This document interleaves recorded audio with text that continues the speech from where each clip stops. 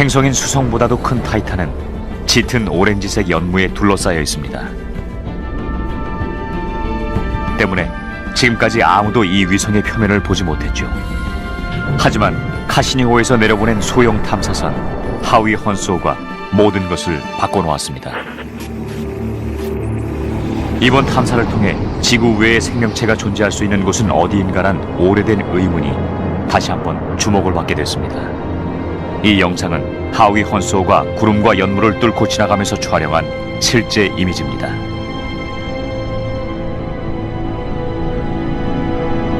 산과 계곡으로 덮여있는 타이탄은 놀랍도록 지구와 닮은 모습을 하고 있습니다.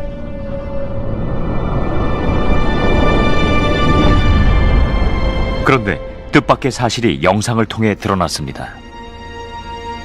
지구의 강바닥에서 흔히 볼 수 있는 매끈매끈한 암석들이 타이탄 표면에 흐트러져 있었던 것입니다. 정말 깜짝 놀랐습니다.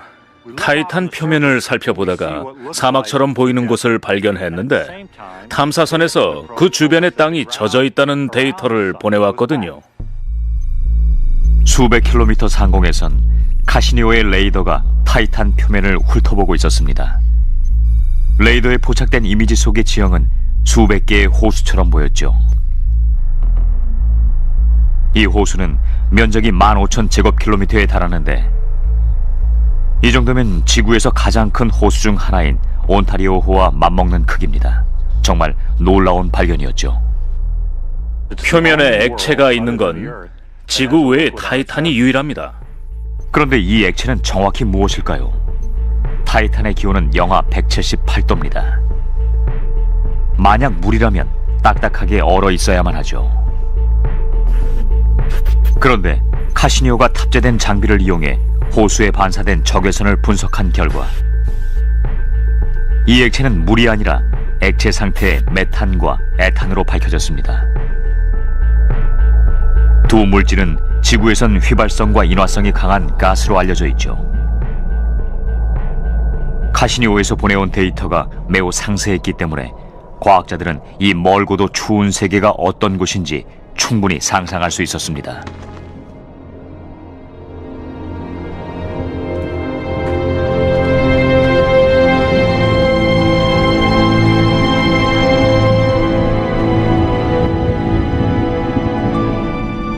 타이탄 표면에선 하늘에 떠있는 토성이 보일 겁니다. 거대하고 정지된 것 같은 행성이 마치 다른 세계로 가는 관문처럼 보이겠죠. 그리고 액체 메탄으로 가득 찬 호수들도 보일 겁니다. 수평선엔 산들도 보이고요. 산은 물로 된 얼음으로 이루어져 있고 너무 단단하게 얼어붙어 바위처럼 보일 겁니다. 그 바위들은 호수를 형성시킨 액체 메탄에 의해 그런 형체를 갖게 됐겠죠. 타이탄에서 수평선 너머를 바라보면 뇌우가 한 번 또는 연속적으로 다가오는 걸 볼 수도 있을 겁니다. 비가 오는 것도 볼 수 있을 텐데 지구에서 익히 보아온 그런 빗방울은 아닐 겁니다. 물이 아니라 메탄이니까요. 중력이 약해서 천천히 비가 오고 빗방울도 훨씬 더 클 겁니다.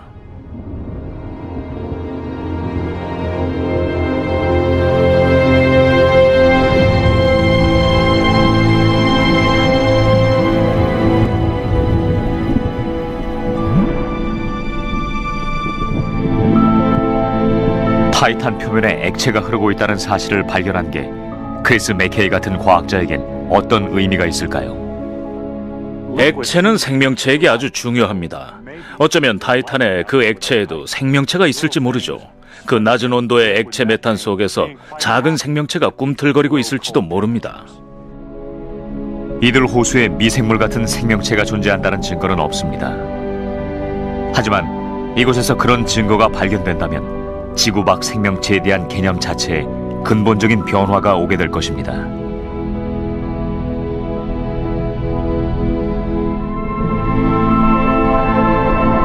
만일 생명체가 지구와 타이탄처럼 극단적으로 다른 조건하의 세계에서 각기 진화할 수 있었다면 생명체는 수많은 다른 세계에서 다양한 방법으로 진화할 수도 있을 것입니다.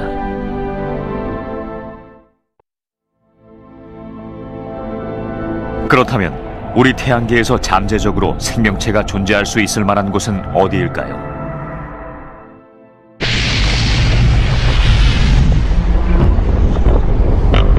태양계의 첫 번째 행성은 수성입니다.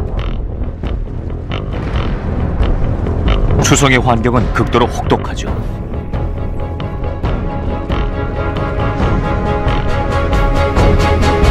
(2011년 3월) 나사의 우주 탐사선 메신저호가 철과 암석으로 이루어진 이 작은 행성의 궤도에 최초로 진입했습니다.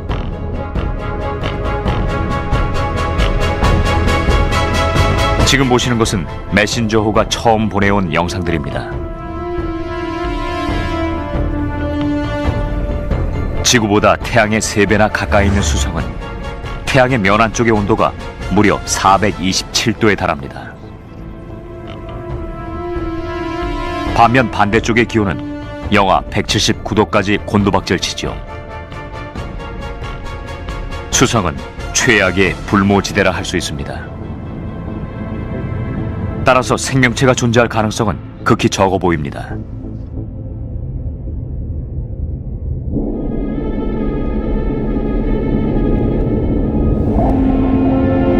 수성에 가장 가까운 이웃인 금성 역시 수성과 비슷한 혹독한 환경을 갖고 있습니다. 태양으로부터의 거리가 거의 수성의 2배임에도 불구하고 표면 온도가 470도를 넘어서죠.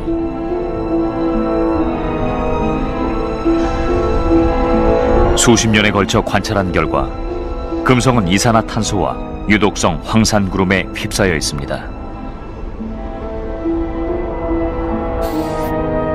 이 레이더 영상을 통해 표면에 납을 녹일 정도로 뜨거운 오래된 화산이 수천 개가 있음이 드러났습니다. 또한 기압이 지구보다 90배나 높다는 사실도 밝혀졌죠. 이런 조건에서 생명체가 산다는 것은 사실 상상하기조차 어렵습니다. 하지만 대기의 화학 성분을 분석한 결과 과학자들은 한때 금성 표면에 물이 흘렀다는 사실을 확인했습니다. 과거 이곳에 생명체가 존재했었다면 그 증거가 발견될지도 모르는 일입니다. 그렇다면 태양으로부터 3번째 행성인 지구에 생명체가 존재하게 된 이유는 무엇일까요?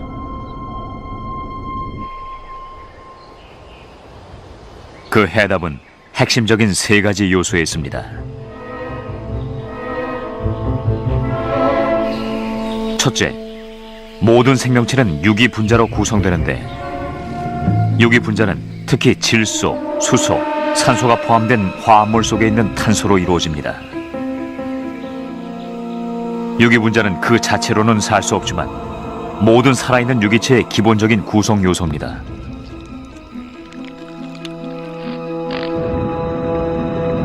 또한 생명체는 물과 같은 액체를 필요로 합니다. 물 속에서 유기분자들은 혼합되고 상호작용을 하고 더 복잡한 상태가 되죠. 마지막 요소는 에너지원입니다. 예를 들면 태양 같은 것으로 미생물에서부터 사람에 이르기까지 모든 생명체를 활동하게 하는 화학 반응의 동력이 돼주죠.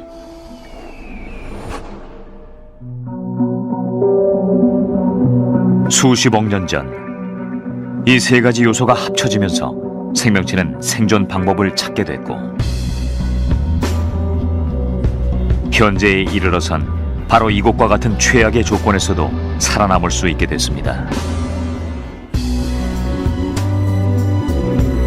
여긴 네바다주의 모하비 사막입니다.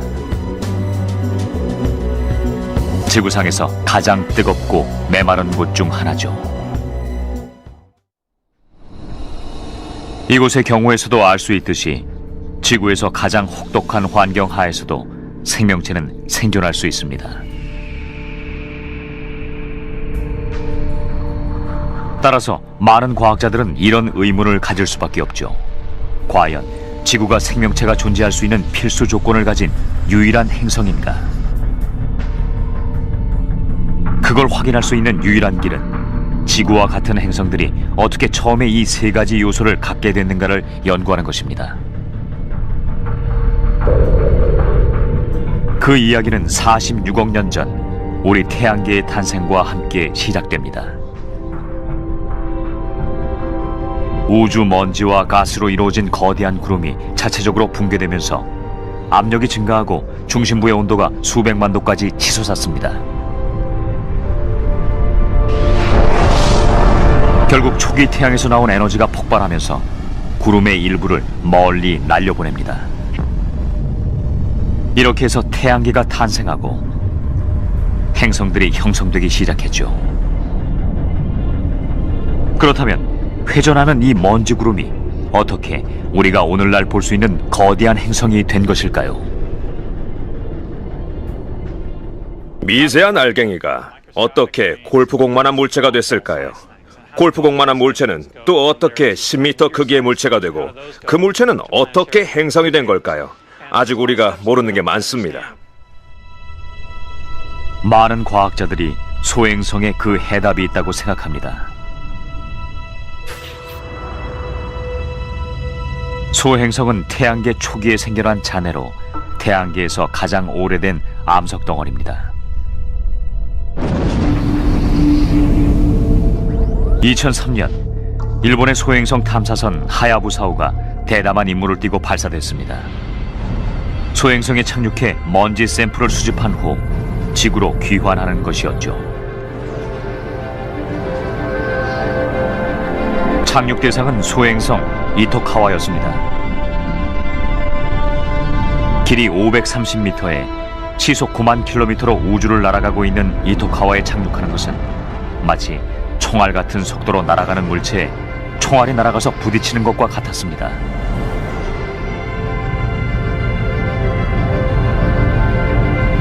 일본어로 하야부사는 매라는 뜻입니다. 매가 토끼를 잡아채는 것처럼 소행성 표면에 내려서 샘플을 수집한 뒤 돌아오겠다는 거였죠. 2005년 지구에서 약 3억 킬로미터 떨어진 곳에서 하야부사는 착륙에 성공합니다.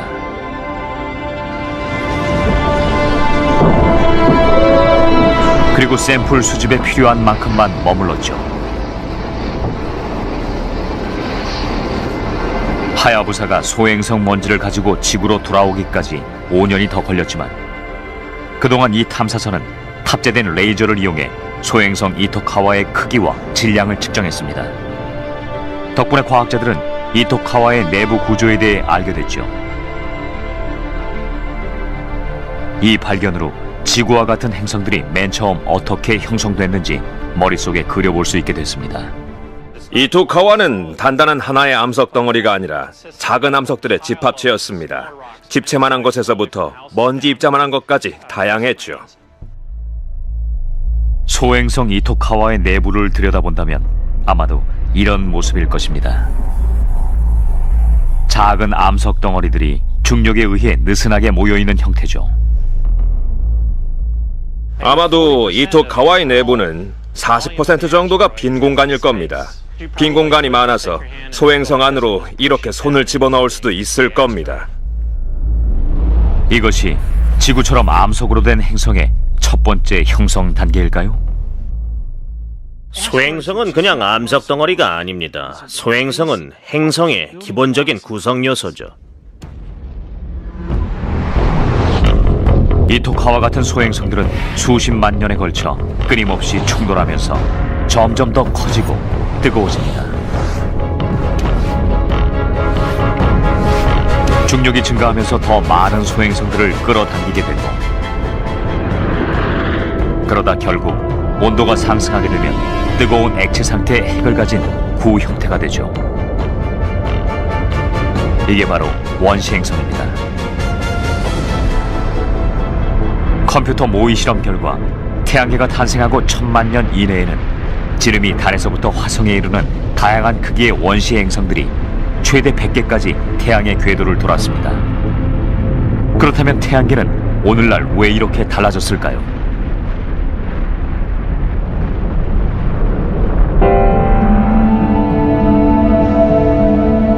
이건 45억 년 전의 원시 지구입니다.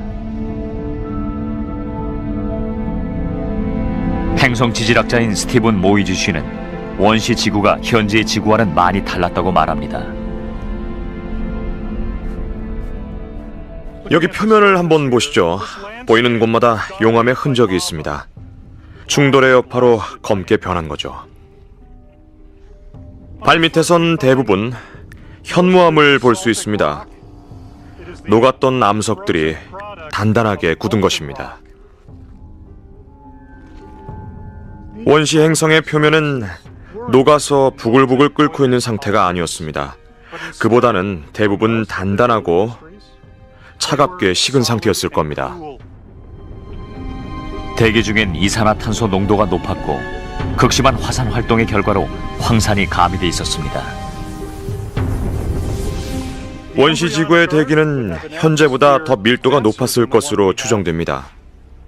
하늘은 노랗고 빨갛고 우린 숨도 못 쉬었을 겁니다. 이렇게 유독성이 강하고 살기 힘든 행성이 어떻게 우리가 살고 있는 현재와 같은 지구가 됐을까요? 역설적이게도 생명체가 살 수 있는 행성이 되기 위해 원시 지구는 엄청난 대재앙을 겪습니다.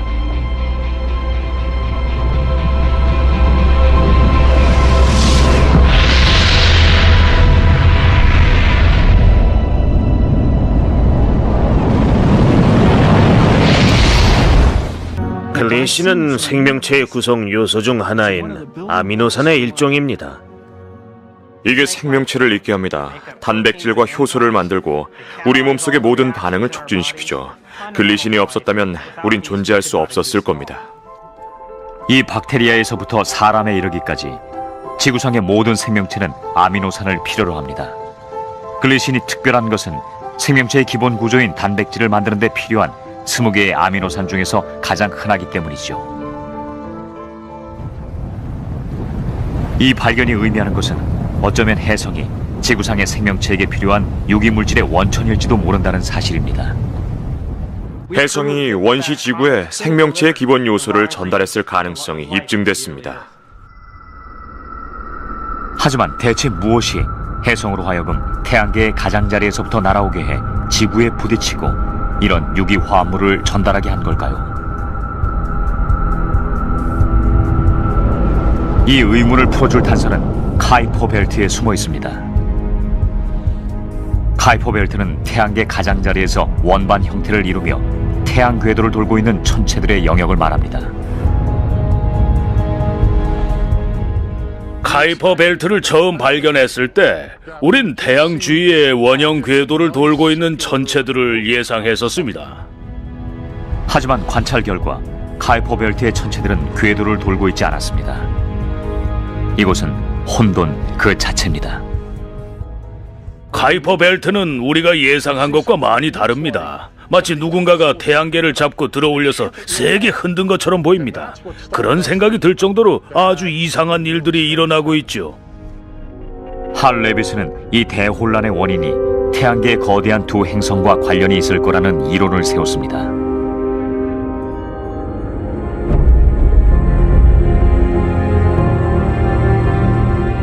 태양계에서 가장 큰 목성은 부피가 지구의 1300배 이상이고 거대한 얼음고리를 가진 토성은 질량이 지구의 95배에 달합니다. 어마어마한 크기를 자랑하는 두 행성은 중력 또한 대단히 강하죠. 모든 것은 목성과 토성이 한 일의 결과입니다. 레비스는 카이퍼 벨트의 대혼란이 행성과의 충돌로 인해 생긴 것인지 궁금했습니다. 그 의문을 해결하기 위해 그는 수없이 컴퓨터 모의 실험을 했죠. 한 실험 모델이 현재 우리가 알고 있는 카이퍼 벨트의 모습을 재현해냈습니다. 39억 년 전, 목성이 태양 주위를 2번 공전할 때 토성은 1번 공전했습니다. 이 두 행성의 궤도가 만날 때마다 중력이 엄청나게 급증해 토성의 궤도가 태양으로부터 멀리 밀려나게 됐고 결국 바깥쪽의 두 행성, 천왕성과 해왕성의 궤도까지 불안정해졌습니다. 목성과 토성이 서로 잡아당기는 바람에 천왕성과 해왕성의 궤도가 엉망이 됐죠. 천왕성과 해왕성은 카이퍼 벨트가 있는 바깥쪽 지름이 1.5km인 것부터 명왕성만한 것까지 다양한 크기의 해성들이 두 행성의 침입으로 인해 궤도에서 벗어나기 시작했습니다. 대재앙이었죠. 볼링공이 볼링핀을 쓰러뜨리는 광경을 생각해 보십시오. 공이 사방으로 흩어지지 않습니까? 그 결과 천왕성과 해왕성에 의해 태양계 안쪽으로 들어가게 된 해성들은 무려 1억 년 동안 자신들이 가는 길목에 있는 천체와 충돌을 거듭했습니다. 과학자들은 이 시기를 태양계 형성 말기에 일어난 대규모 충돌 사건이라고 합니다.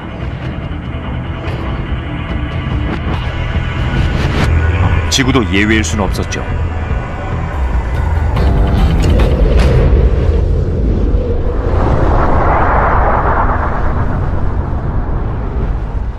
워낙 충돌이 많았기 때문에 아마도 이 기간에 지구 표면 전체가 해성과 부딪혔을 겁니다. 이것이 생명체의 구성 요소인 유기분자가 어떻게 지구에 오게 됐는가를 설명하는 하나의 이론입니다.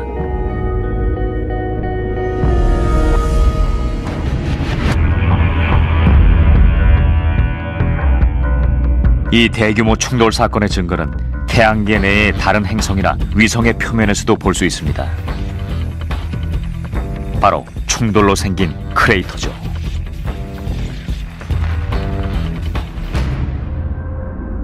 생명의 씨앗인 아미노산이 우리 태양계 내의 모든 행성과 위성에 전달된 겁니다. 이렇게 생명체의 구성 요소들이 해성에 의해 태양계 전체에 전달됐다면 지구가 아닌 다른 행성에서도 생명체가 싹틀 수 있었을까요?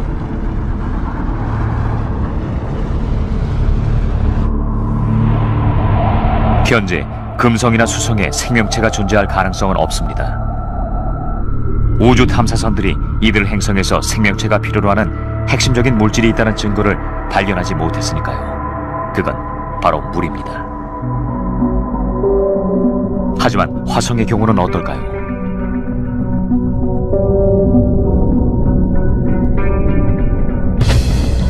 화성에서도 유기화합물은 아직 발견되지 않았습니다.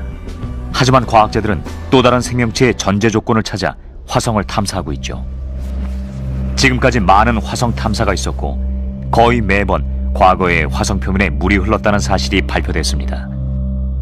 화성 궤도를 도는 인공위성에서 보내온 이 영상을 보면 엄청난 홍수에 의해 생겨난 거대한 협곡과 거센 강물에 깎인 듯한 계곡이 뚜렷이 보입니다.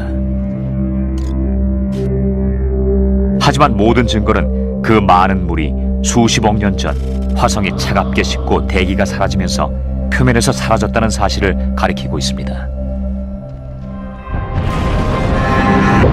2008년 5월 25일 우주 탐사선 피닉스5가 화성의 북극 가까이에 착륙했습니다. 표면을 몇 센티미터 파들어가자 며칠 뒤에 증발해버리고만 하얀 물질이 모습을 드러냈죠. 토양 분석 결과 이건 물로 된 얼음이었습니다. 피닉스호는 북위 68도에 착륙했습니다. 땅밑을 몇 센티미터 팠더니 얼음층이 나왔죠. 인공위성들이 화성의 양쪽 극관에서 반사된 레이더파를 분석했습니다. 그 결과 얼어붙은 이산화탄소층 밑에 물이 얼어있는 얼음층이 있었습니다.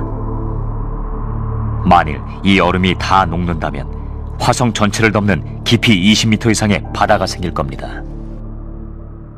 화성을 탐사한 결과 우린 그곳에 물 저장고가 있다는 걸 알게 됐습니다. 실제로 지하에 얼마나 많은 물이 있는지 알았고 양적인 측면에서 완전히 놀라고 말았죠.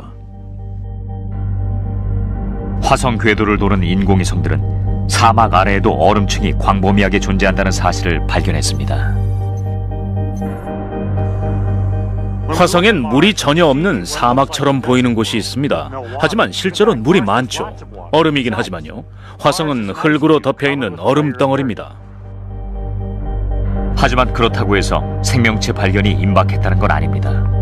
화성에 있는 얼음은 지구에서와 같은 방식으로 녹지 않습니다. 이곳의 기압이 지구보다 150배 정도 낮기 때문이죠. 따라서 화성 표면에 액체 상태로 물이 존재하는 건 불가능합니다. 화성에 있는 얼음은 지구의 드라이 아이스와 비슷합니다. 지구에선 드라이 아이스가 단단한 얼음 상태에서 바로 기화해버립니다. 액체로 변하지 않죠. 그래서 드라이 아이스라고 부르는 거고요. 화성은 기압이 낮기 때문에 얼음이 바로 기화됩니다.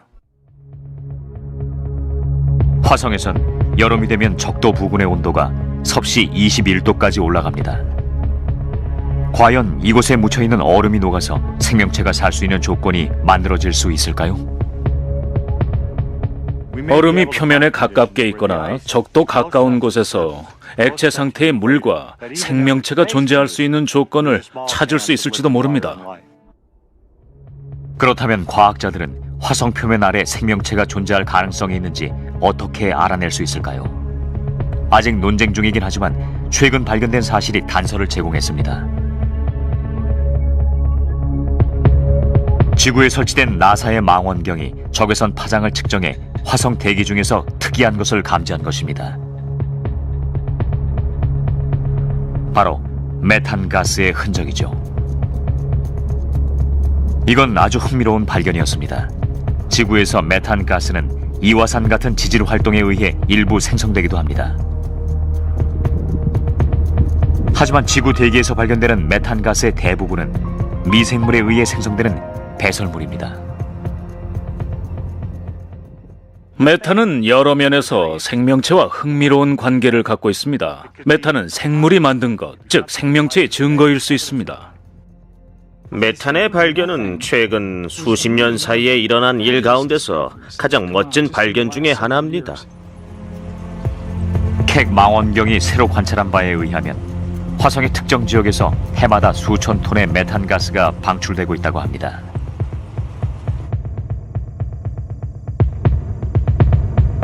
이 메탄 가스는 대체 어디서 나오는 걸까요? 계절별로 다른데요. 화성에선 다른 시기에 방출되는 양보다 여름철에 더 많은 메탄이 방출되는 걸로 보입니다. 무엇이 메탄을 생산하는지 밝힐 수 있을 만큼 충분한 데이터는 아직 없습니다. 하지만 그 원천이 무엇이든 메탄의 존재는 화성에 대한 우리의 시각을 변화시킬 수 있는 놀라운 단서입니다. 메탄이 생물학적인 거라면 아주 놀랍겠죠. 그게 아니라면 메탄을 만드는 지질 활동이 있다는 건데 그것 역시 놀랍습니다. 화성이 활동하고 있다는 뜻이니까요. 의문을 밝히기 위해 나사는 다시 이 붉은 행성에 가려고 합니다. 이번 탐사의 주요 임무 중 하나는 생명체의 구성 요소인 유기분자를 찾는 것이죠. 만약 화성에서 유기분자를 찾고 그 유기분자가 다른 곳에서 온 게 아닌 실제 화성에 있었던 것임을 확인할 수 있다면 정말 멋질 것 같아요. 만약 찾는다면 생명체에게 필요한 세 가지 요소가 전부 이곳에 있다는 뜻이 되며 생명체가 존재할 가능성도 열리게 되는 것입니다. 우린 모두 인간입니다. 우린 확실한 걸 원하고 누구도 우리가 혼자이길 바라진 않죠. 과학에선 그렇게 열린 마음을 갖는 게 중요합니다. 유기분자를 찾기 위해서 나사는 소형 승용차만한 크기의 화성 탐사선을 발사할 계획을 세웠습니다. 이 탐사선의 명칭은 큐리오시티죠. 큐리오시티는 화성에서 생명체를 찾을 수 있는 첫 번째 기회가 될 것으로 믿고 있습니다. 큐리오시티는 최첨단 과학 장비를 탑재하고 화성으로 떠나게 됩니다. 화성의 암석을 수집해서 잘게 부수거나 가열하고 스펙트럼 분석을 통해 그 안에 생명체에 필요한 화학적 요소가 포함되어 있는지 조사할 것입니다. 큐리오시티는 이번에 우주 생물학자의 역할을 할 겁니다. 우리가 과거엔 한 번도 해보지 못한 방식으로 암석과 그 주변을 살펴볼 수 있게 만들어졌거든요. 최첨단 장비를 탑재했다고는 하지만 유기분자를 찾는 일은 여전히 힘든 도전 과제입니다. 이건 아주 까다로운 일입니다. 유기분자가 파괴될 수 있는 수많은 경우가 있으니까요. 우주에서 날아오는 방사선이 파괴시킬 수도 있고 화성 대기 중에 있는 산화 복합물이 파괴시킬 수도 있습니다. 그러니 화성 환경에 의해 파괴되는 걸 막으면서 유기분자를 찾아야 합니다. 이번 화성 탐사에 거는 기대가 큰 것은 큐리오시티가 살아있는 생명체의 산물인 유기 화합물을 찾고 있기 때문입니다. 한때 화성에 생명체가 존재했었다는 증거를 찾고 있는 거죠. 바로 그게 제니퍼 아이겐 브로드가 하는 실험의 목표이기도 합니다. 유기 분자는 자신들이 어디서 왔는지, 무슨 일이 일어났었는지 얘기해 줍니다. 제가 화성 암석에서 알고 싶은 게 바로 그거죠. 그 연구가 화성에 대한 우리의 생각을 바꿔놓을지도 모릅니다. 생명체가 없는 행성에서 생명체가 살고 있는 행성으로요. 만약 큐리오시티가 화성에 한때 생명체가 존재했었다는 증거를 발견한다면 그건 대단한 의미를 지니게 될 겁니다.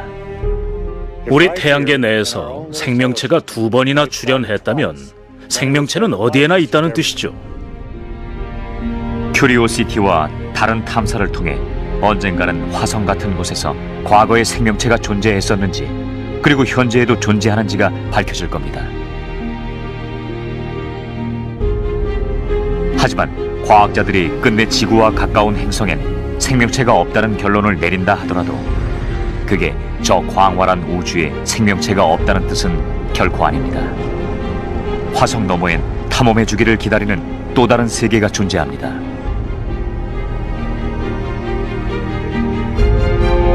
거대한 가스 행성인 목성과 토성의 주위를 돌고 있는 위성들이 바로 그것이죠.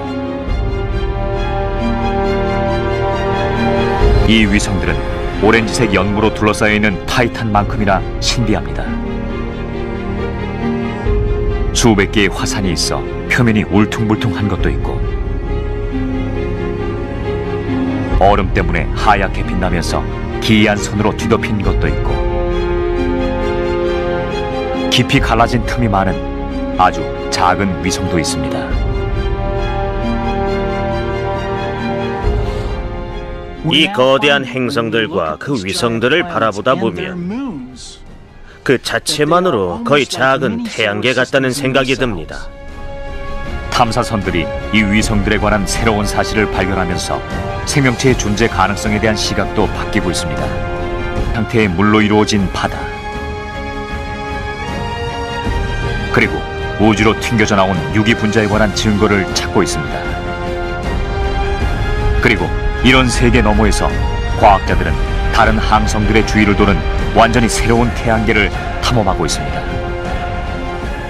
우주엔 분명 생명체가 살 수 있는 조건을 가진 지구와 같은 행성들이 수천억 개가 존재합니다.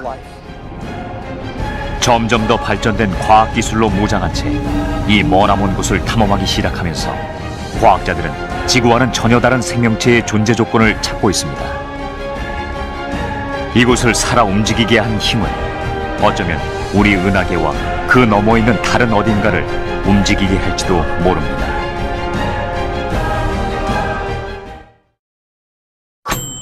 코코팡 해볼래? 구글 애플 앱마켓 1위 카카오 게임 회사 수상 전세계 3,200만 다운로드. 쭉쭉판판 국민 게임 포커팡. 같이 할래?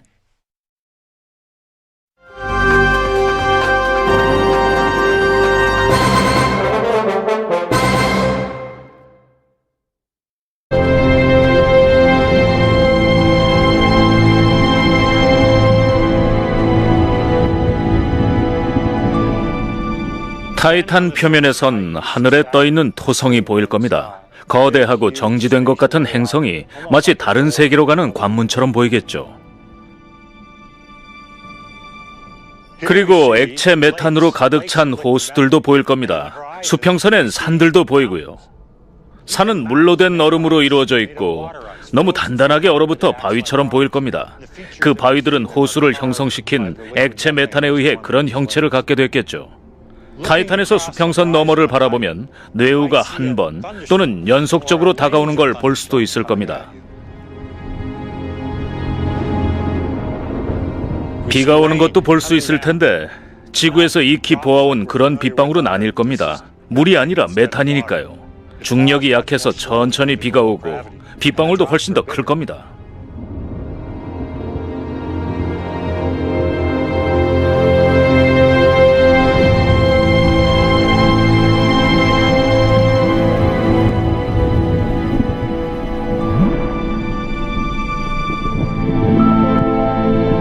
타이탄 표면에 액체가 흐르고 있다는 사실을 발견한 게 크리스 맥케이 같은 과학자에겐 어떤 의미가 있을까요?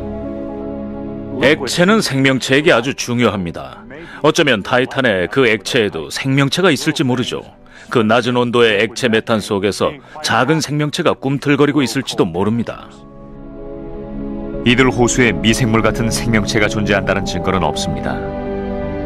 하지만 이곳에서 그런 증거가 발견된다면 지구 밖 생명체에 대한 개념 자체에 근본적인 변화가 오게 될 것입니다.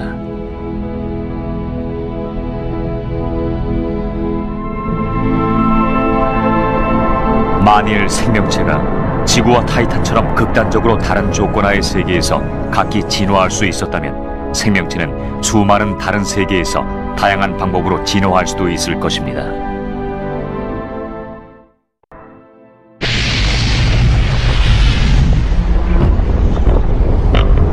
태양계의 첫 번째 행성은 수성입니다. 수성의 환경은 극도로 혹독하죠.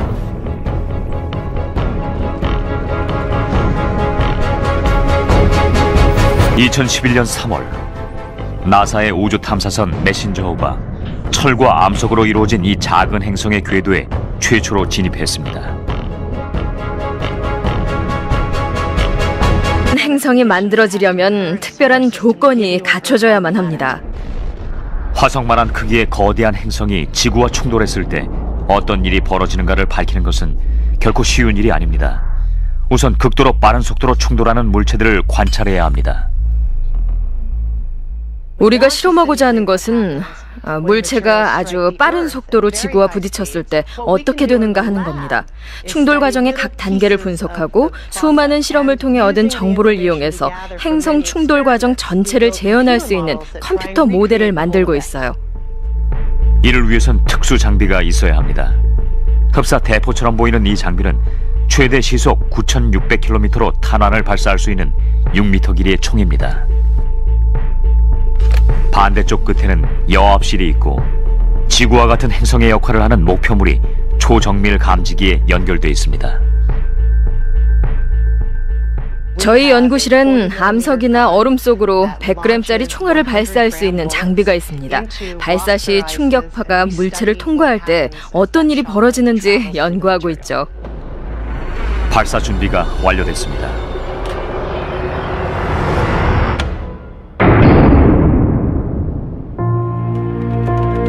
매번 실험할 때마다 충돌 시 각기 다른 물질에서 발생되는 온도와 충격파를 측정해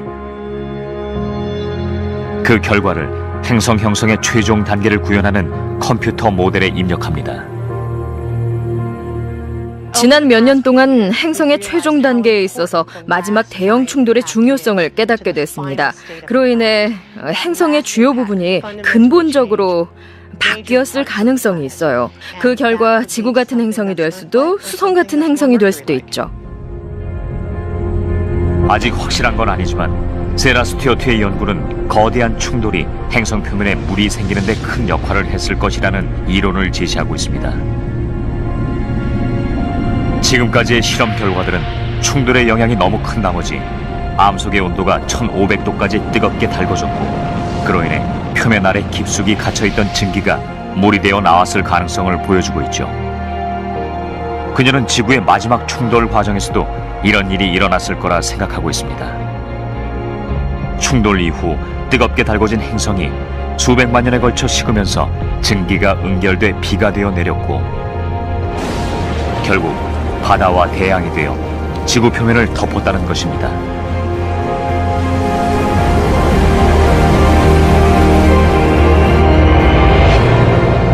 만약 이 가설이 옳다면 이후 수백만 년이 흐른 뒤 지구는 생명체에게 필요한 3가지 요소 중 2가지를 갖게 됐을 겁니다. 바로 그게 제니퍼 아이겐 브로드가 하는 실험의 목표이기도 합니다. 유기분자는 자신들이 어디서 왔는지 무슨 일이 일어났었는지 얘기해 줍니다. 제가 화성 암석에서 알고 싶은 게 바로 그거죠. 그 연구가 화성에 대한 우리의 생각을 바꿔놓을지도 모릅니다. 생명체가 없는 행성에서 생명체가 살고 있는 행성으로요. 만약 큐리오시티가 화성에 한때 생명체가 존재했었다는 증거를 발견한다면 그건 대단한 의미를 지니게 될 겁니다. 우리 태양계 내에서 생명체가 2번이나 출현했다면 생명체는 어디에나 있다는 뜻이죠. 큐리오시티와 다른 탐사를 통해 언젠가는 화성 같은 곳에서 과거에 생명체가 존재했었는지 그리고 현재에도 존재하는지가 밝혀질 겁니다. 하지만 과학자들이 끝내 지구와 가까운 행성엔 생명체가 없다는 결론을 내린다 하더라도 그게 저 광활한 우주에 생명체가 없다는 뜻은 결코 아닙니다. 화성 너머엔 탐험해 주기를 기다리는 또 다른 세계가 존재합니다.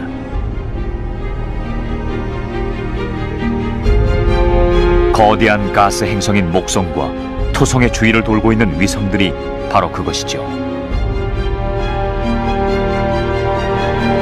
이 위성들은 오렌지색 연무로 둘러싸여 있는 타이탄만큼이나 신비합니다. 수백 개의 화산이 있어 표면이 울퉁불퉁한 것도 있고 얼음 때문에 하얗게 빛나면서 기이한 선으로 뒤덮인 것도 있고 깊이 갈라진 틈이 많은 아주 작은 위성도 있습니다.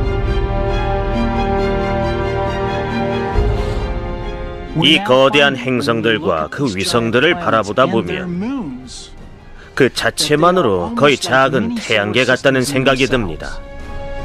탐사선들이 이 위성들에 관한 새로운 사실을 발견하면서 생명체의 존재 가능성에 대한 시각도 바뀌고 있습니다. 탐사선들은 새로운 에너지원과 액체 상태의 물로 이루어진 바다 그리고 우주로 튕겨져 나온 유기 분자에 관한 증거를 찾고 있습니다.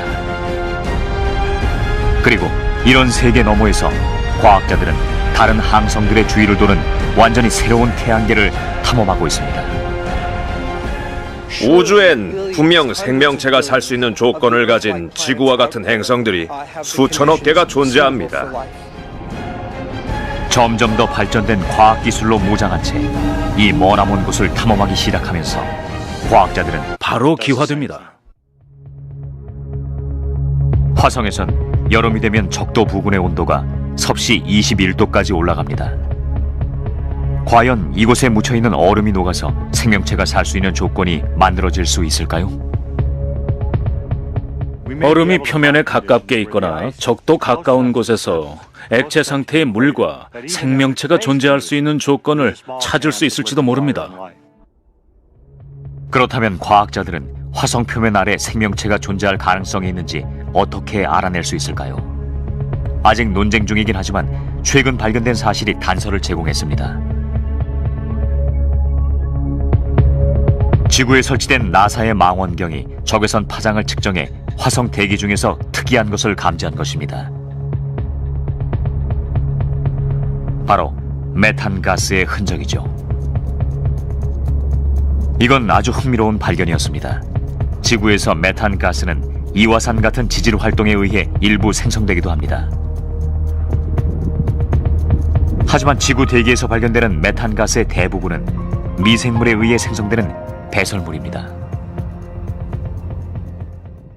메탄은 여러 면에서 생명체와 흥미로운 관계를 갖고 있습니다. 메탄은 생물이 만든 것, 즉 생명체의 증거일 수 있습니다.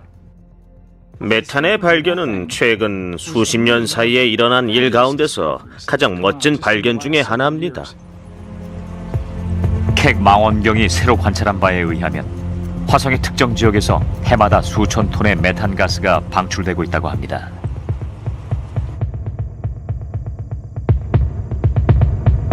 이 메탄 가스는 대체 어디서 나오는 걸까요? 계절별로 다른데요. 화성에선 다른 시기에 방출되는 양보다 여름철에 더 많은 메탄이 방출되는 걸로 보입니다. 무엇이 메탄을 생산하는지 밝힐 수 있을 만큼 충분한 데이터는 아직 없습니다. 하지만 그 원천이 무엇이든 메탄의 존재는 화성에 대한 우리의 시각을 변화시킬 수 있는 놀라운 단서입니다. 메탄이 생물학적인 거라면 아주 놀랍겠죠. 그게 아니라면 메탄을 만드는 지질 활동이 있다는 건데 그것 역시 놀랍습니다. 화성이 활동하고 있다는 뜻이니까요. 의문을 밝히기 위해 나사는 다시 이 붉은 행성에 가려고 합니다. 이번 탐사의 주요 임무 중 하나는 생명체의 구성 요소인 유기분자를 찾는 것이죠. 만약 화성에서 유기분자를 찾고 그 유기분자가 다른 곳에서 온 게 아닌 실제 화성에 있었던 것임을 확인할 수 있다면 정말 멋질 것 같아요. 만약 찾는다. 표면은 대부분 검게 보이는데 주위를 잘 살펴보면 그 속에 얼음이 있는 걸 알 수 있습니다. 하늘은 대체로 검게 보이는데 그건 대기가 거의 없기 때문이죠.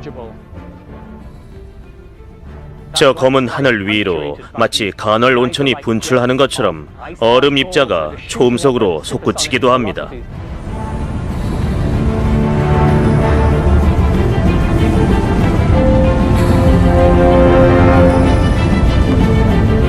이렇게 분출된 얼음 입자가 스타더스트-5를 덮쳤습니다.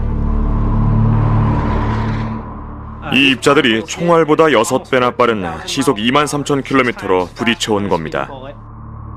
하지만 스타더스트-5는 무사히 살아남았고 2006년 1월 15일 해성 샘플을 가지고 지구로 귀환했습니다. 샘플은 유타주에 떨어졌습니다. 그곳으로 전 세계에서 우주 생물학자들이 몰려들었죠. 모두가 해성 물질을 실제로 분석할 수 있는 사상 최초의 기회라는 걸 알고 있었죠. 글리신은 생명체의 구성 요소 중 하나인 아미노산의 일종입니다. 이게 생명체를 있게 합니다. 단백질과 효소를 만들고 우리 몸속의 모든 반응을 촉진시키죠. 글리신이 없었다면 우린 존재할 수 없었을 겁니다.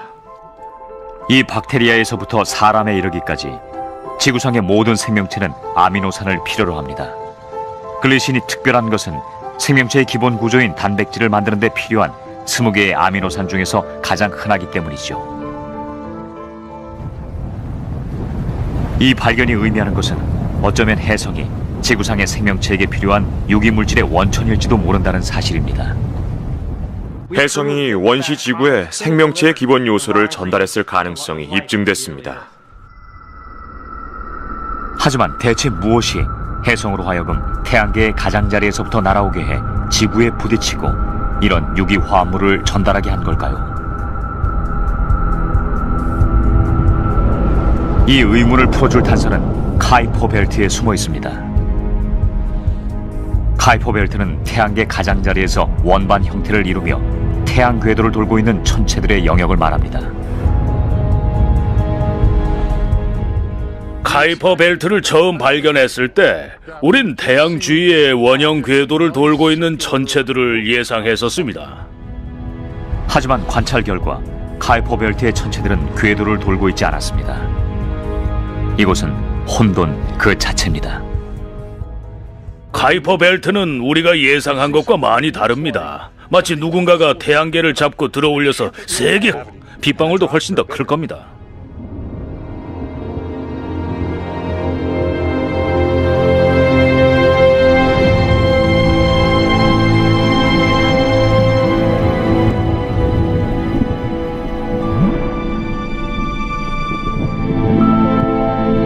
타이탄 표면에 액체가 흐르고 있다는 사실을 발견한 게 크리스 맥케이 같은 과학자에겐 어떤 의미가 있을까요? 액체는 생명체에게 아주 중요합니다. 어쩌면 타이탄의 그 액체에도 생명체가 있을지 모르죠. 그 낮은 온도의 액체 메탄 속에서 작은 생명체가 꿈틀거리고 있을지도 모릅니다. 이들 호수에 미생물 같은 생명체가 존재한다는 증거는 없습니다. 하지만 이곳에서 그런 증거가 발견된다면 지구 밖 생명체에 대한 개념 자체에 근본적인 변화가 오게 될 것입니다.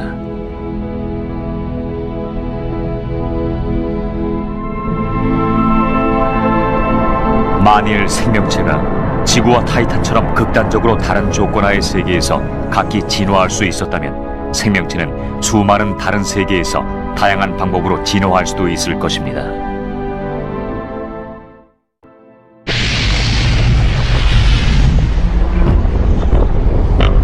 태양계의 첫 번째 행성은 수성입니다. 수성의 환경은 극도로 혹독하죠.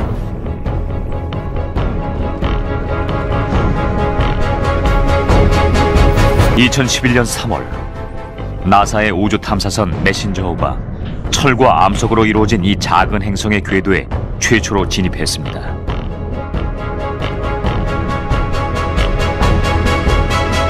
지금 보시는 것은 메신저호가 처음 보내온 영상들입니다. 지구보다 태양의 3배나 가까이 있는 수성은 태양의 면한 쪽의 온도가 무려 427도에 달합니다. 반면 반대쪽의 기온은 영하 179도까지 곤두박질 치죠. 수성은 최악의 불모지대라 할 수 있습니다. 따라서 생명체가 존재할 가능성은 극히 적어 보입니다.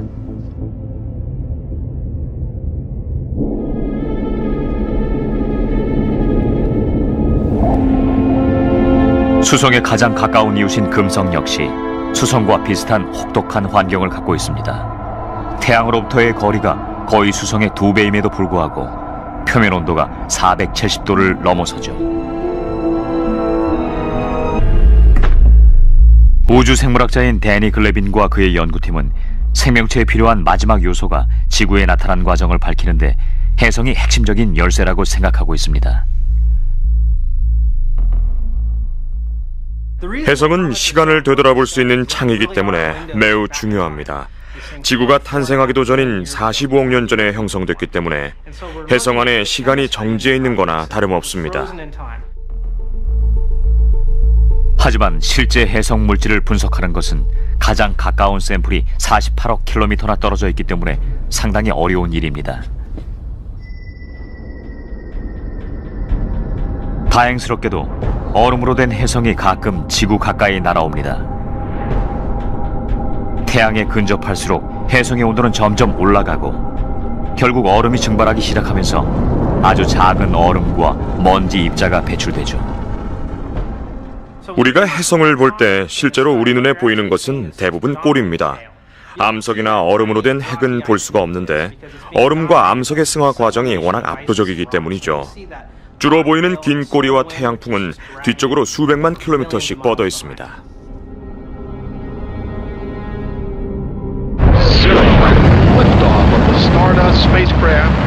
델타2 로켓이 우주 탐사선 스타더스트를 탑재하고 우주로 발사됐습니다.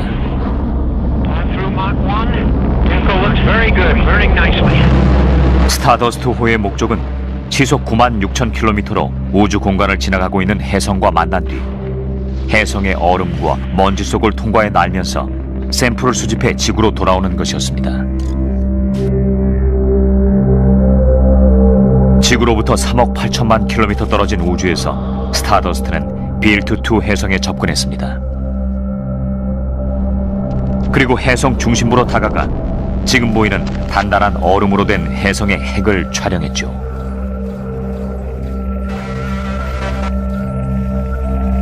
핵 표면은 거칠고 울퉁불퉁했으며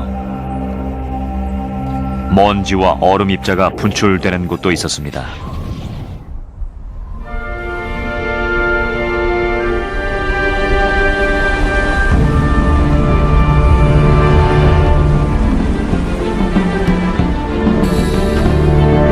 천문학자 존 스펜서는 태양계 외곽에 존재하는 천체에 관한 전문가입니다. 해성 표면은 상당히 기복이 심합니다. 높이가 수십 미터나 되는 첨탑처럼 생긴 기둥도 있고 돌출부도 있고 표면이 갈갈이 찢어져서 뒤집힌 것처럼 보이는 곳도 있죠. 해성은 대단히 기이한 모습을 하고 있습니다. 표면은 대부분 그런데 뜻밖의 사실이 영상을 통해 드러났습니다. 지구의 강바닥에서 흔히 볼 수 있는 매끈매끈한 암석들이 타이탄 표면에 흐트러져 있었던 것입니다. 정말 깜짝 놀랐습니다.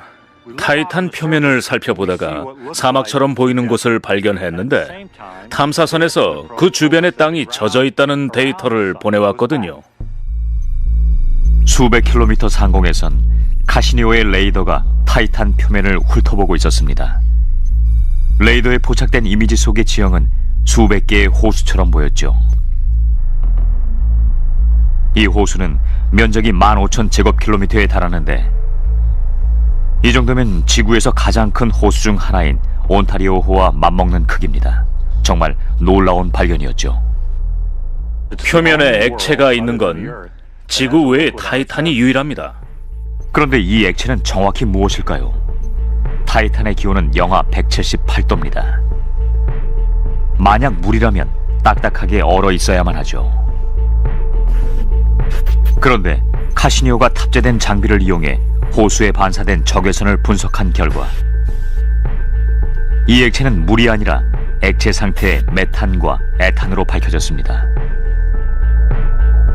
두 물질은 지구에선 휘발성과 인화성이 강한 가스로 알려져 있죠. 카시니오에서 보내온 데이터가 매우 상세했기 때문에 과학자들은 이 멀고도 추운 세계가 어떤 곳인지 충분히 상상할 수 있었습니다.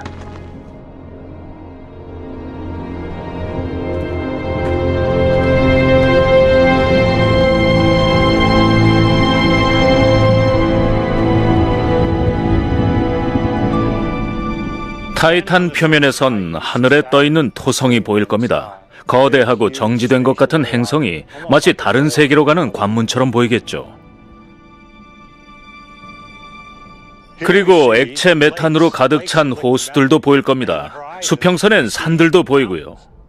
산은 물로 된 얼음으로 이루어져 있고 너무 단단하게 얼어붙어 바위처럼 보일 겁니다.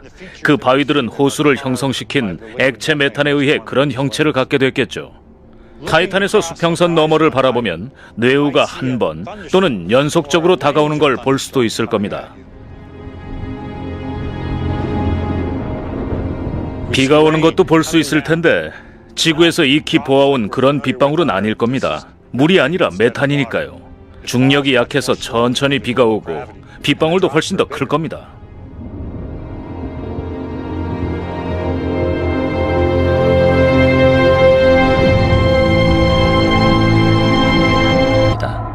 태양으로부터의 거리가 거의 수성의 2배임에도 불구하고 표면 온도가 470도를 넘어서죠.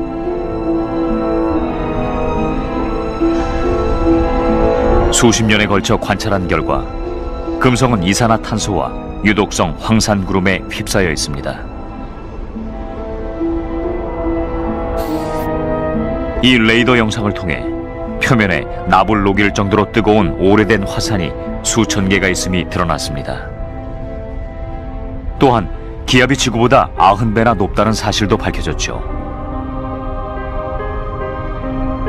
이런 조건에서 생명체가 산다는 것은 사실 상상하기조차 어렵습니다.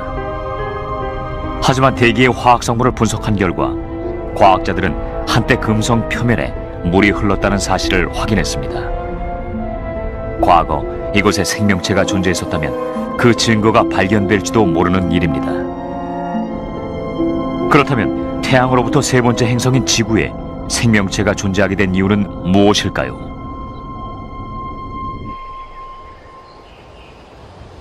그 해답은 핵심적인 세 가지 요소에 있습니다. 첫째, 모든 생명체는 유기분자로 구성되는데 유기분자는 특히 질소, 수소, 산소가 포함된 화합물 속에 있는 탄소로 이루어집니다. 유기분자는 그 자체로는 살 수 없지만 모든 살아있는 유기체의 기본적인 구성 요소입니다.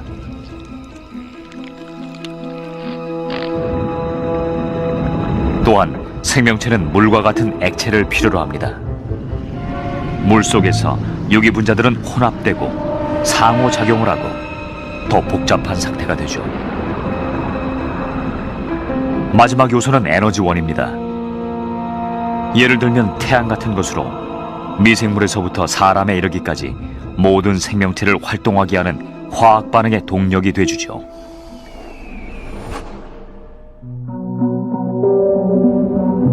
수십억 년 전 이 세 가지 요소가 합쳐지면서 생명체는 생존 방법을 찾게 됐고 현재에 이르러선 바로 이곳과 같은 최악의 조건에서도 살아남을 수 있게 됐습니다. 여긴 네바다주의 모하비 사막입니다. 지구상에서 가장 뜨겁고 메마른 곳 중 하나죠. 이곳의 경우에서도 알 수 있듯이 지구에서 가장 혹독한 환경 하에서도 생명체는 생존할 수 있습니다.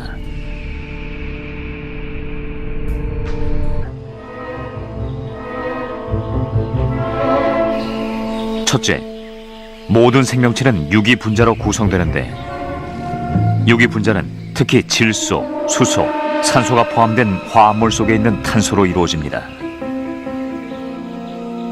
유기분자는 그 자체로는 살 수 없지만 모든 살아있는 유기체의 기본적인 구성 요소입니다.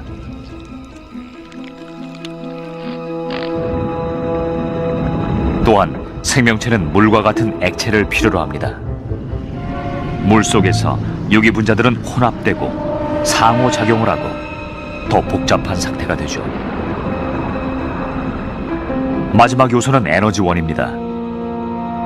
예를 들면 태양 같은 것으로 미생물에서부터 사람에 이르기까지 모든 생명체를 활동하게 하는 화학 반응의 동력이 돼주죠.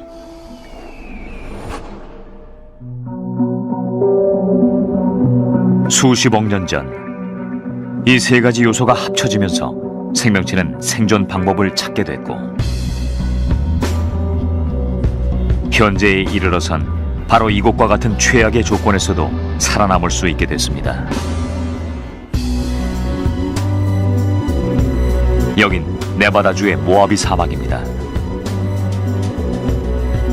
지구상에서 가장 뜨겁고 메마른 곳 중 하나죠. 이곳의 경우에서도 알 수 있듯이 지구에서 가장 혹독한 환경 하에서도 생명체는 생존할 수 있습니다. 따라서 많은 과학자들은 이런 의문을 가질 수밖에 없죠. 과연 지구가 생명체가 존재할 수 있는 필수 조건을 가진 유일한 행성인가? 그걸 확인할 수 있는 유일한 길은 지구와 같은 행성들이 어떻게 처음에 이 세 가지 요소를 갖게 됐는가를 연구하는 것입니다. 그 이야기는 46억 년 전 우리 태양계의 탄생과 함께 시작됩니다. 우주 먼지와 가스로 이루어진 거대한 구름이 자체적으로 붕괴되면서 압력이 증가하고 중심부의 온도가 수백만 도까지 치솟았습니다. 결국 초기 태양에서 나온 에너지가 폭발하면서 구름의 일부를 멀리 날려보냅니다. 이렇게 해서 태양계가 탄생하고 행성들이 형성되기 시작했죠. 그렇다면 회전하는 이 먼지 구름이 어떻게 우리가 오늘날 볼 수 있는 거대한 행성이 된 것일까요? 미세한 알갱이가 어떻게 골프공만한 물체가 됐을까요?